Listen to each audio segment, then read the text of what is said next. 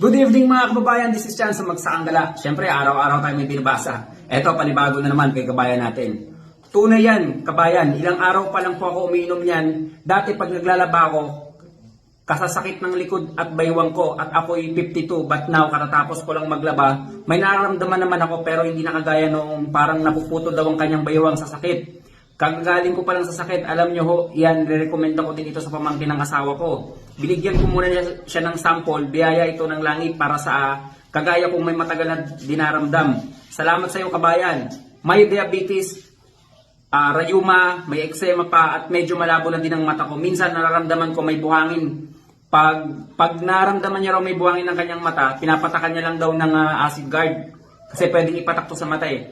And then pag kumukurap siya, pag kinukurap niya na matapos patakan, nagiging smooth na raw. Try niyo po itong produkto natin. Mahal mang titignan pero kung tutusin, napakamura kung ibibili ng gamot sa butika na minsan walang effect at higit sa lahat, matagal mong magagamit. May magandang epekto sa ating kalusugan. Natutuwa ako sa tono nito ni kababayan. No? Ano to? Tingin ko mga taga-Calabarzon to, ganito ang tono eh. So tama siya, medyo may kamahalan. Pero lagi ko nga sinasabi, one-time investment, magagamit mo ito 4 hanggang 6 na taon. At saka hindi lang isang sakit ang nagagamot ito, pangkalahatang sakit mga kababayan. Kaya kung ako sa inyo, subukan nyo, hindi kayo magsisisi. At pasasalamatan nyo ang page na to. Ingat kayo mga kababayan palagi.